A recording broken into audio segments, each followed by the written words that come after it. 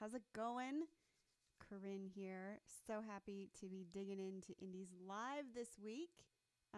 We've got some cool stuff coming up over the next couple of weeks. Cirque is actually on his honeymoon starting last night. So we've got some great episodes coming up on the podcast, and we've got all kinds of cool things happening. So if you're in here live, I'd love to hear from you. Let me know that you can hear everything okay, that we're not having any tech difficulties. That would be great. What's up, the Rockin' Kralik? You need to sound up a little. Okay, cool. Well, let me see if I can impact my input. I can't quite reach it. Okay. How's that level? We're doing a little better? Hopefully that's a little better. So I'm excited to dig into your questions. I'm just going to kind of dig into the ones that are on the page first. So if you left your question earlier this week and you're viewing this after the fact, I'm going to go ahead and get to your questions.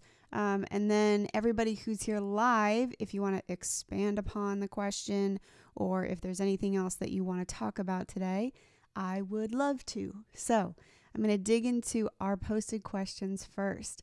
So, and I'm going to go ahead and share my screen so that you guys can read along with the questions, because I realize some people might not want to hear me reading them as much as they want to read along. So I'm going to go ahead and do that. So I'm going to go ahead and get this a little bigger for you and zoom in. There we go. So now you can read along with me. So Maria Elena Little says, "Hi, Corrin. I have two questions. One, should I ask my already active email subscribers to opt in or just send the album launch to them, or send them an email ahead of time telling them what is coming?" Yes, you absolutely should engage your existing audience into whatever kind of cool album launch you're doing, because even though they might know some of this stuff already, they're still probably going to be very likely to be interested in some of the information they didn't already know.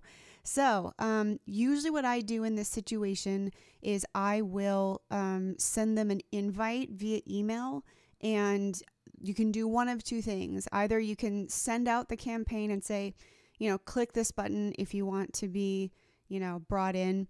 Now, the way that if you're using MailChimp or certain other providers, usually if you want to track who clicked a button, they still have to go to a website, right? So there's one of two things you can do. You can either send them to the standard opt-in page that everybody else is going to, where they'll have to enter their email address again, which is a little cumbersome, but it's really not a big deal. Obviously, if they're on your list, they're probably already engaged. If they're willing to click that button in the email, then chances are they're not going to really be that bothered by putting their email address in again. But another thing that you can do is basically set this up as an automation where whatever group or whatever trigger is actually setting off your album launch campaign, all these emails, you can set that as a post action. Basically send them a follow-up to that email and say, hey, I saw you clicked the link. I'm super excited, and you'll be getting this email from me shortly with this information. So I would recommend that you send them an email, you invite them to it, and then either have them put their email address again on your opt-in page, which also pixels them if you've got your data set up right.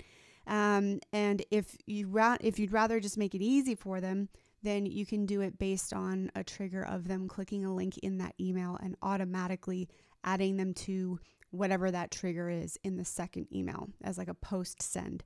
So it kind of depends on what platform you're using. But either way, yes, I definitely think you should invite your email subscribers and not just automatically send it to them. Really make it something special. This is something that I'm doing that is outside. This is, a departure from my normal broadcasting, be a part of this. And it makes it far more time sensitive and really means that the people who are going through it are going to be engaged. And that's really what you want. You don't want to just start sending them a slew of emails that they weren't expecting and didn't necessarily opt in for. So that's my 2 cents on that. And then you have a second question. Can I use Printful for my upsell product will that work with ClickFunnels and ShipStation? How can I integrate it, especially for shipping, since Printful can ship from Europe? This is a grassroots launch. I'm currently in China. Woo! But the CDs will be mailed from the US. Okay. I have a lot of email and followers from Europe. I want to use Printful because they don't want to print a lot of shirts or hoodies and then have them left over. Plus, then they can fill from Europe as well. My bump product is another CD for $5. Okay, so this is sounding really complex. You're all over the place. Your fans all over the place. So that's fine.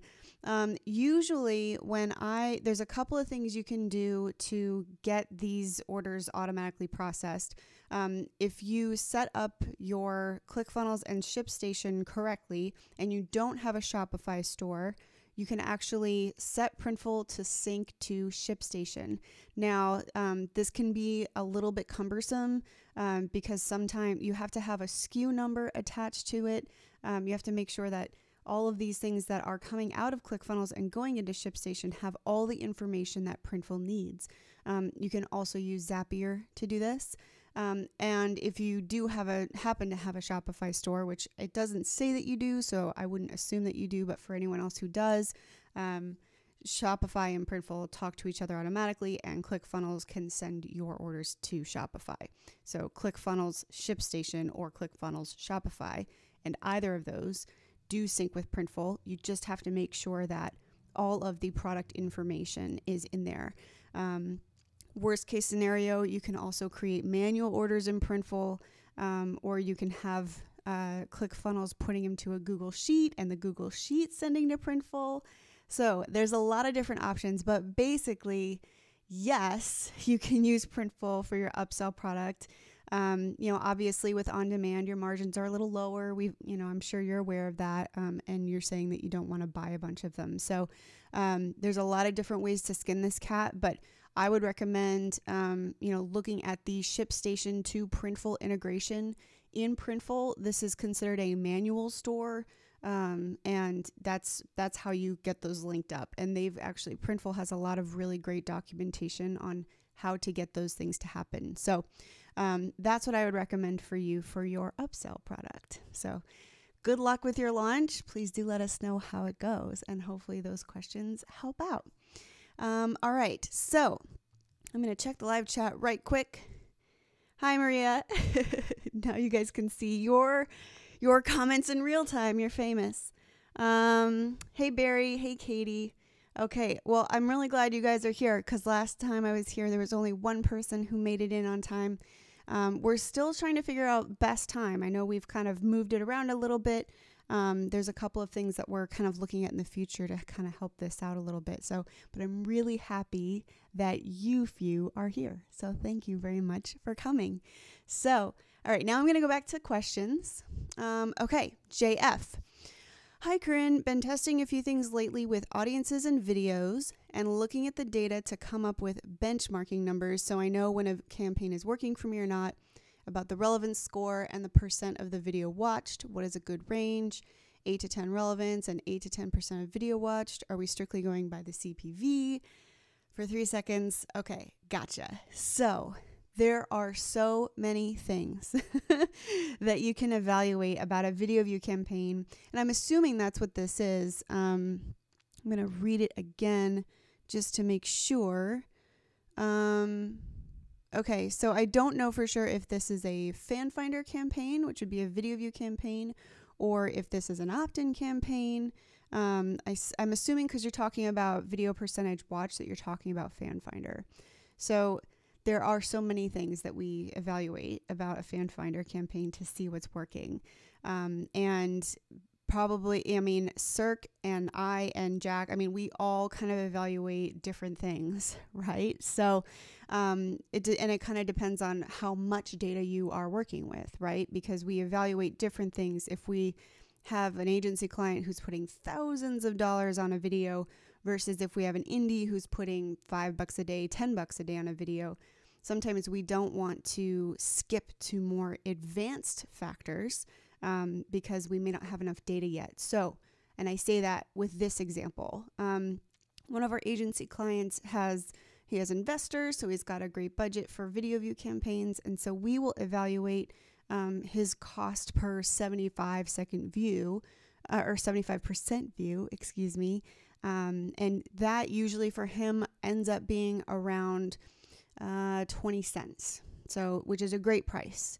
But, your relevance score is important. So taking a look at that, taking a look at the engagement. I know that our video view optimizer has had a couple of quirks in it.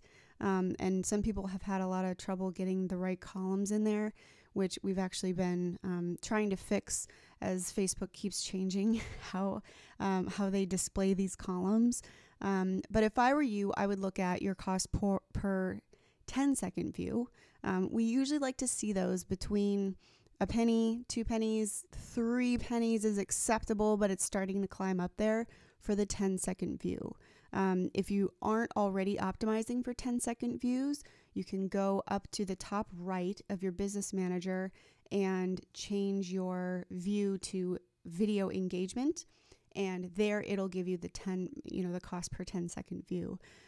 So usually that's my cheat sheet. If I can't run the optimizer calculator and, all of that, that's usually what I look at. I usually want to make sure that I'm at 1 or 2 cents on a 10-second view, and see what kind of conversion is happening to the 75% ratio. So in our podcast episodes, there's actually kind of a flash episode, and I will follow up with you in the Facebook group because I don't know it off the top of my head. But basically, I ask Cirque, okay, here's the flash round. What are the things that are good for video view and how do you look? And so he expands upon that. So I will be sure to post that in the group and follow up with you on that question. So I'm going to really quick, I want to make sure that I can see your live comments while I'm showing you my screen as well. So sorry about that. I'm going to copy this and open it in another one. So bear with me real quick, and you won't see this happening, but it is going to be happening on my other screen here. So I just want to make sure I can see your live comments in case you have some real-time questions. So, okay. All right. Just reading through everybody's time comments. Okay. Looks good. Okay. So, Jeff, that's my recommendation for your video view campaigns. I'm going to look here. Have you guys started to test the budget optimization at the campaign level? I did a test with 2 ad sets. It really optimized quickly. I thought it was a bit too quick, not giving my second ad set a real chance to react, if that makes sense. So, Facebook is moving, and you've probably all gotten this notification that in September, they're going to be making everyone go campaign level optimization. And I have had some arm wrestling spats with my Facebook rep, because I'm like, this is not, I get what they're trying to do. I mean, basically, they think advertisers are getting too in the weeds on this stuff and that they need to trust the algorithm, and nobody is. So they're like, okay, well then we'll make you. Something that you will be able to do though when this resets is you'll be able to set your campaign level optimization, and then you'll be able to maximize, or you'll be able to set a maximum bid for each ad set. So for example, especially if you're running a tour, you don't want those ad sets to optimize. Like say you have one campaign and then you're running to 5 cities for your 5 tour dates. You don't want your budget to all go to like the biggest city because you still need those people at these other shows, right? And so, the optimization just happening at the campaign level, that's super scary because it might only optimize for just where your biggest, like say you're playing in New York and then you're playing Jersey, PA, and a couple other places. Obviously, it's going to optimize for New York because there's more people there, right? So the way that you'll be able to do this is set a maximum spend. So if you're spending $10 a day, you can set New York City to max out at 5 so that it makes sure that half your budget is open for your other ad sets.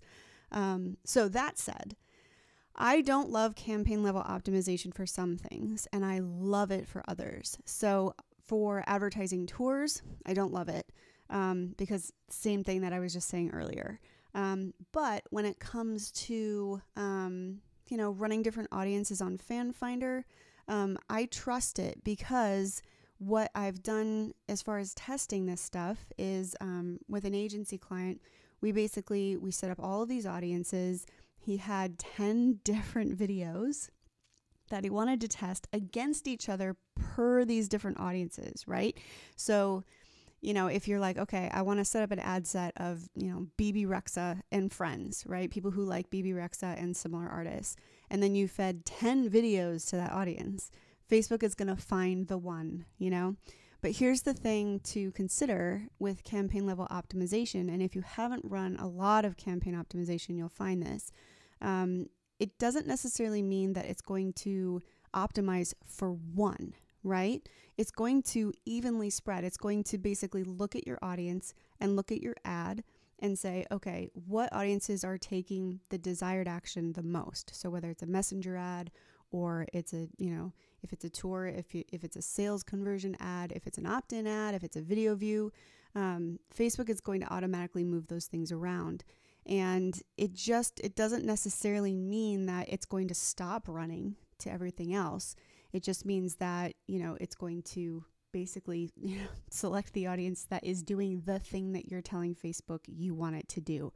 So don't be discouraged about campaign level optimization. I think that there are, as they start integrating this into September, where they're going to make everyone do it, they're going to be putting in these different things like, don't spend more than 50% of my budget on this ad or whatever. But it doesn't necessarily mean that those things stop running. It just means that Facebook is finding the right people of different audiences. And maybe there's just a lot more in this audience where it's optimizing. So I've also seen it change over time. Campaign level optimization used to, it optimizes quickly within the first day or two.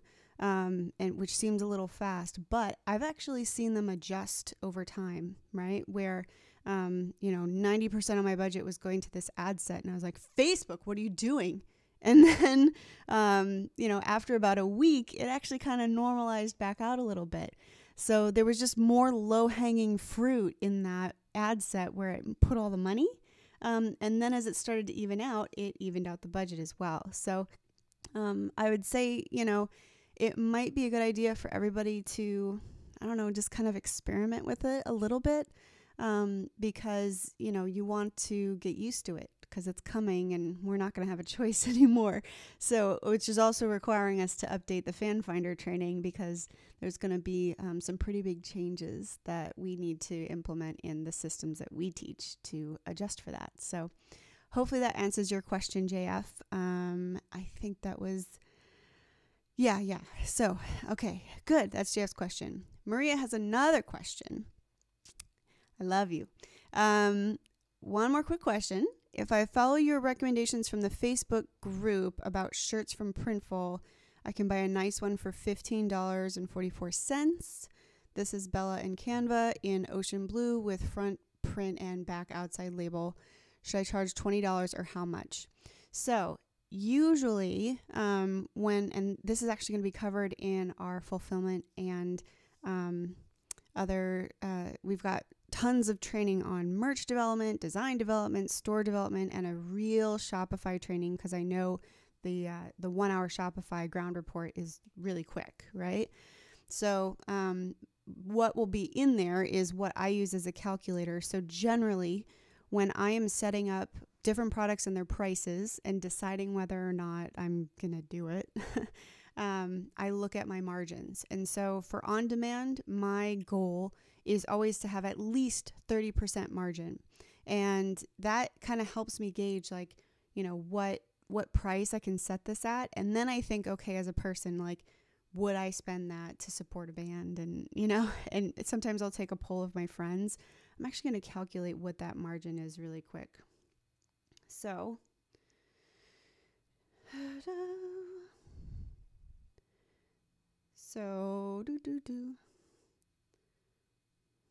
$15.44 divided by 20, for example, minus 1. So your margin on that is only about 22%. So I would up it. I would up it to 24. Let me guess. because, but you know, if you've calculated percentages ever, you're probably better at this than me. I'm not a math head unless I'm like in a spreadsheet.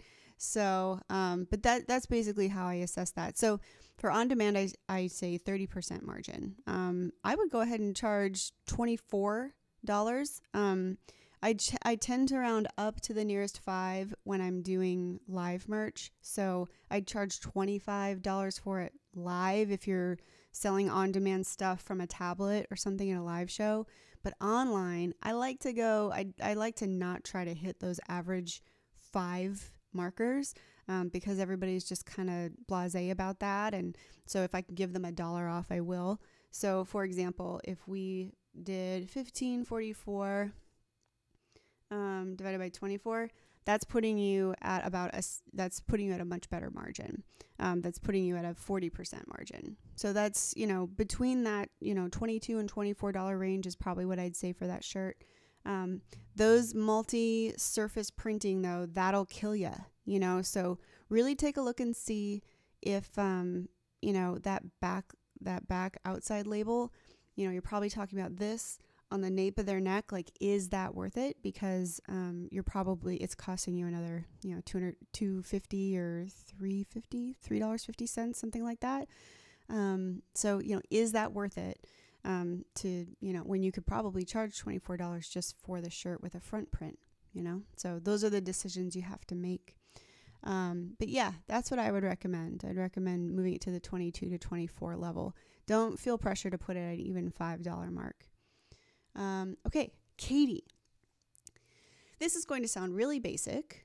That's okay. We love basic. But with the album launch, would you make the last day of the album launch the official release of the album, as in online and available for sale physically?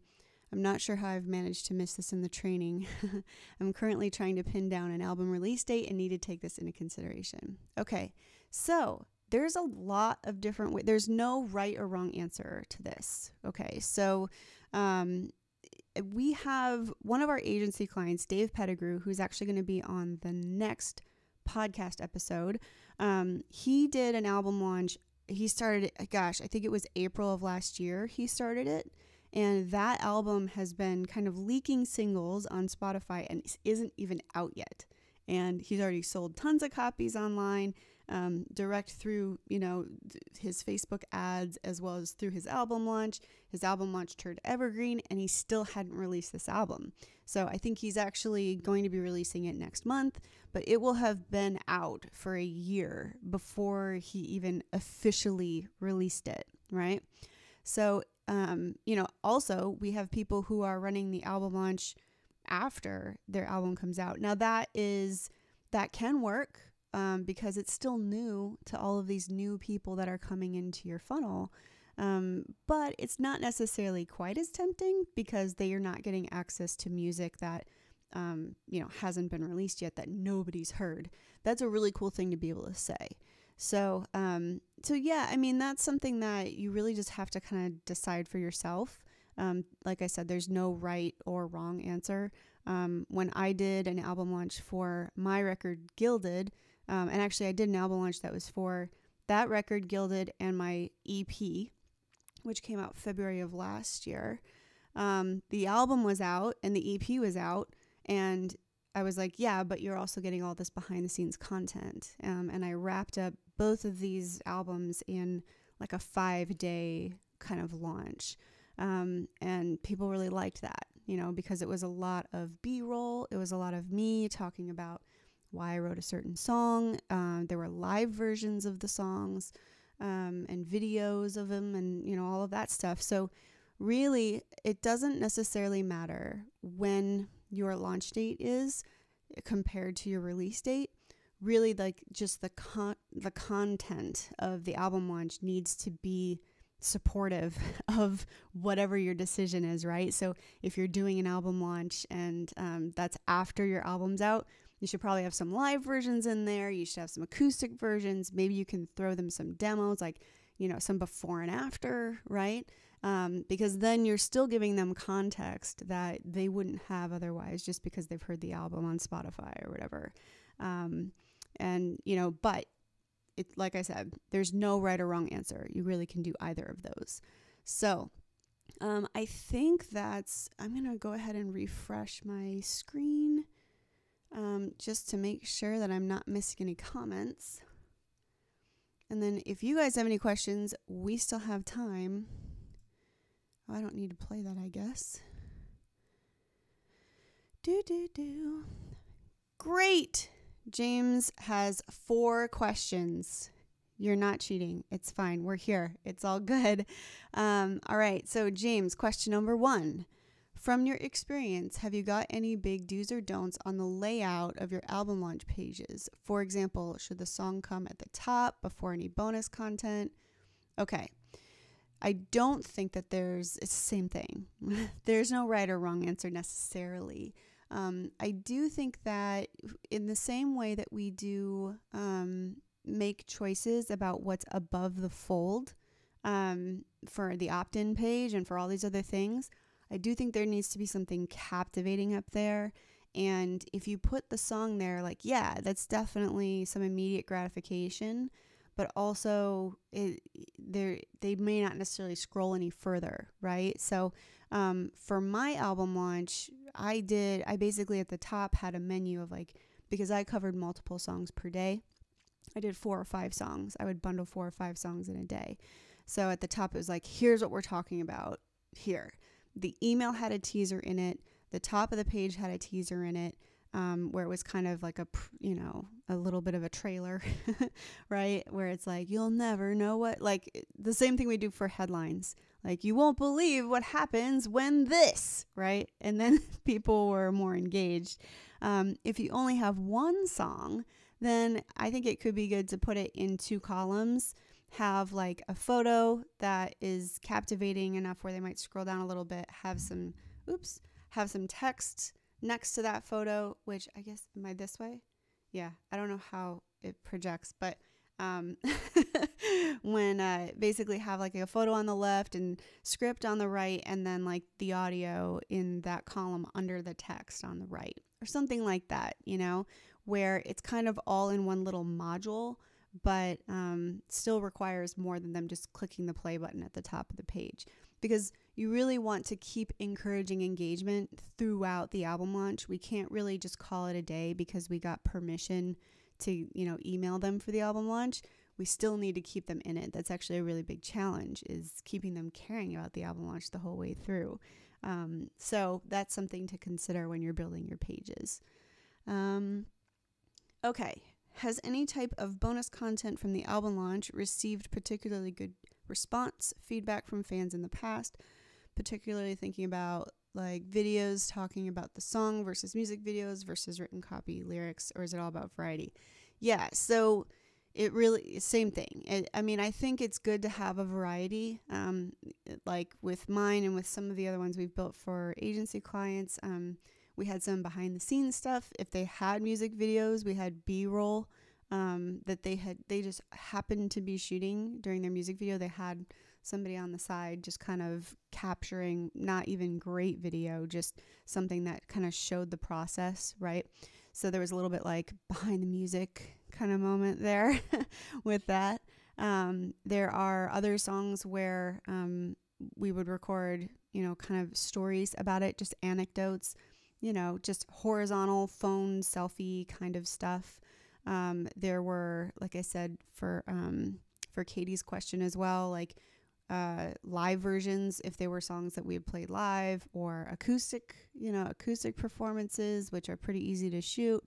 All of that kind of stuff is really cool. I've seen more classically based musicians, or even just, like pianists, they would put up their sheet music for their stuff. Or if you're a singing group, you could do arrangements, there's all kinds of options there. So I do think that it's good to vary it throughout. The same thing as I was saying to your previous question, like we want people to stay engaged for more than one day and then click on the second day and then be like, meh. Because even if they say they missed the email on day 2 and they get the email on day 3 and click through, if day 1, day 3, day 5 are all engaging and different and kind of throwing them a surprise, they're more likely to click back on like your day 2, day 4 links on your pages, right? And then their engagement's higher, and then they care more about buying the product on the back end, all of the above. So yeah, that's something that I would just keep in mind. You're trying to keep people's attention over a certain number of days, and making sure that all of it is legit content and that it just keeps them engaged is definitely what you want to be doing. Video is always great, really. I mean, video usually outperforms everything else, but you can throw in some other stuff for variety if you want. Okay, third question. Can you include too much content in an album launch? We've made the album with this style launch in mind and ended up with a lot of videos and commentary. Do you feel like it should be relatively bite-sized, or should you include as much content as you can to serve the people who are really interested? I think that it, as long as you're kind of making it like, and this is the thing we talk about with the buddy system, right? As long as it's not too self-focused, which I know is weird, right? Because it's a lot of this stuff is like behind the scenes, and like, what would you talk about other than yourself? And what we did and how we did it and whatever. If I were you, I would have, a friend who isn't already a fan of the band, or a family member that you trust, kind of take a look at this and, ask them to be really honest about like when their eyes start to glaze over. Because, some people might be really interested in a little more, and some people might not be interested in that much. And usually what you want to find is that middle ground. So, but as long as the overall message is still about, your involvement with the fans, and I'm so glad you're here, and we really want to show this to you because, we think that, our message in this song can connect to people all over the world for this reason or whatever, you know what I mean? Where it's not just like, yeah, look how awesome we are for 30 minutes a day. You know what I mean? And I know that's not really what anybody's trying to do on purpose, but think about that consciously. I don't necessarily think that there can be too much depending on how good the content is. But in the same breath, I would probably say that you want to be just very aware of how much of that content is actually relevant to them and actually interesting to them. You might want to chop it down a little bit and make it just a little more summated than, going like just putting hours of video on there. So that's my thought about that. But just always making sure that psychologically they feel like they're involved, and like the reason you're talking about this is because you want them to know it more than you want them to know about you. That makes sense. Maybe it doesn't, but that's kind of the idea. So, all right, number 4. Any tips for if you're doing an album launch starting from almost 0 email subs and fan base? This project is I'm following right now, and it's nerve-wracking buying products and running ads with no established fan base. Absolutely. Obviously, FanFinder plays a role here, but any thoughts? Okay, so it's going to take time, definitely, to go from FanFinder to an email funnel to selling products and like raging fan base and just profit. It definitely takes a while. And, we view it as a super success when somebody who's got no fan base at all breaks even on just the ultimate album launch budget, which doesn't even include their FanFinder budget. Okay. So, and I think that's an expectation that we really want to make sure people understand. And there's a huge benefit to the fact that you're going from 0 emails to 50 to 100 to 300. But, that's the biggest thing that I would say to prepare yourself for. It can be nerve-wracking to have a lot of products if you've got no fan base at all. So I would look at some on-demand solutions to make sure that you're not losing a ton there. Albums can be a pain because you're paying so much. You're paying like $3 a disc if you only order 100 of them. But if you don't know for sure how many people are going to buy, like I know Oasis CD, If you buy at Oasis CD, they're like, okay, we'll do a short run for $100 and it's $3. If you want to buy like a full run, it's $300 and then it's like $1 a disc. And then they give you this huge discount if you buy 500 or something like that. And it could be super tempting. But typically, depending on how successful your ads are, how much people are engaging with them, like really take note of what that engagement level on your fan finder is. Because if it seems like it's a little bit lukewarm, you might want to wait before you buy all of this stuff and end up in the hole. You know what I mean? So it's a tough thing to start. But if you don't start, then you'll never get there. So I think another thing is, and we've been talking a lot on the podcast. If you listen to the podcast already, or if you don't, we've been talking about recurring content. And the upcoming episode with Dave Pettigrew, he talks about the same thing, where he started almost 3 years ago, and he was doing live streams from his personal Facebook profile and then slowly transitioned it over to his Facebook page. And he had 3 people tuning in and 5 people tuning in, right? And hardly any email list. And 3 years later, he's got a 6,000 person email, like a healthy 6,000 person email list. He is, running this live content every Monday that, 100, 200 people will show up for. And he even booked an event, he booked his own little personal conference gathering where he's got people coming in for hundreds of dollars to see him, and that's in a 3-year time period. So it's just one of those things, you just got to push through.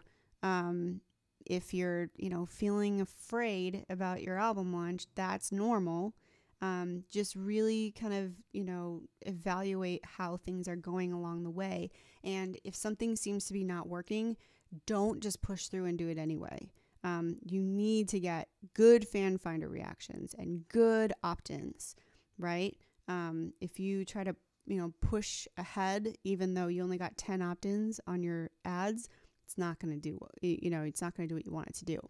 So definitely give yourself some forgiveness, but also be ready to pivot if things don't go exactly the way that you planned.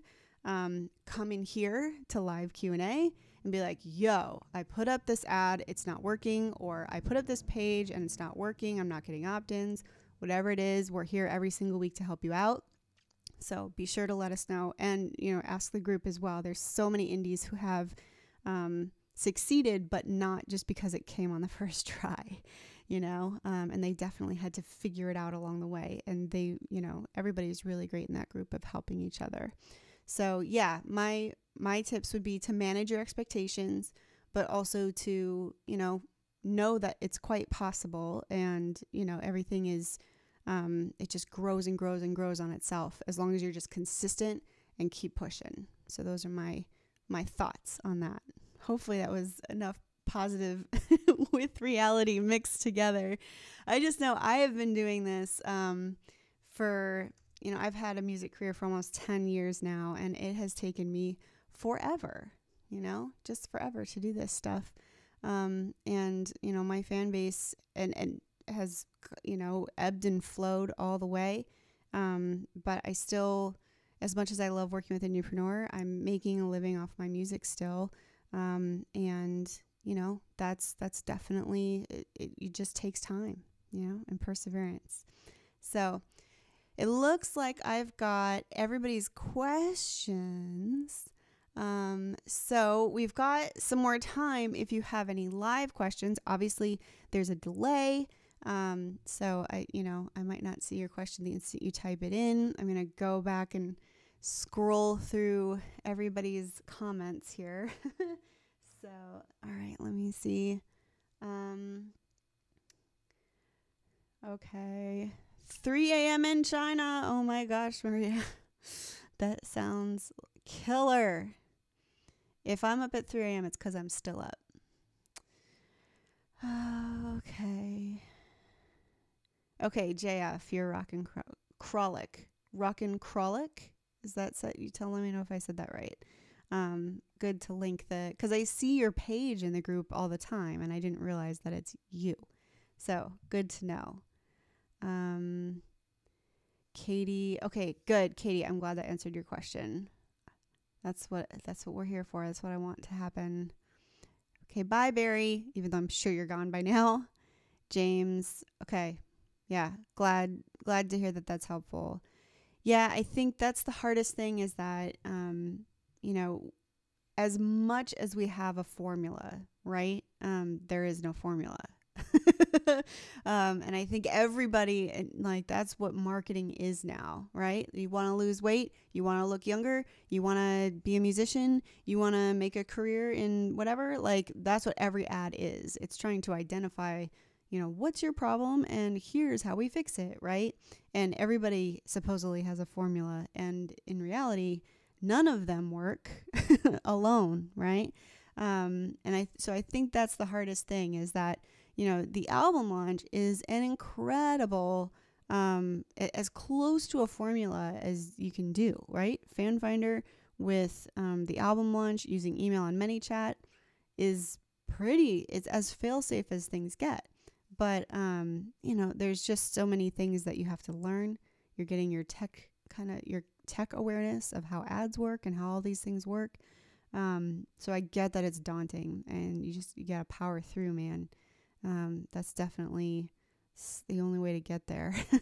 So, but it's like I say on the podcast, at least you guys aren't dealing with like MySpace and PayPal, because that was my life in the beginning of my career and it was not trackable and very time consuming. So, all right. Well, I think I'm looking here and the comments are clean. We've talked to everybody who left a question. So unless you guys have something else, I'm going to exit for now. Thank you so much for showing up. I think that our Q&As are like the biggest value of the Indie Pro membership. I know there's the training, but it just warms my heart when you guys come in and ask questions, and I feel like I'm contributing to everything that you're doing. So yeah, I'm looking forward to seeing you all in the group, and I hope you have a wonderful rest of the week. Have a great, productive couple of days, and then give yourself some time on the weekend. All right. So thanks so much, Indies, and I will talk to you soon. Bye.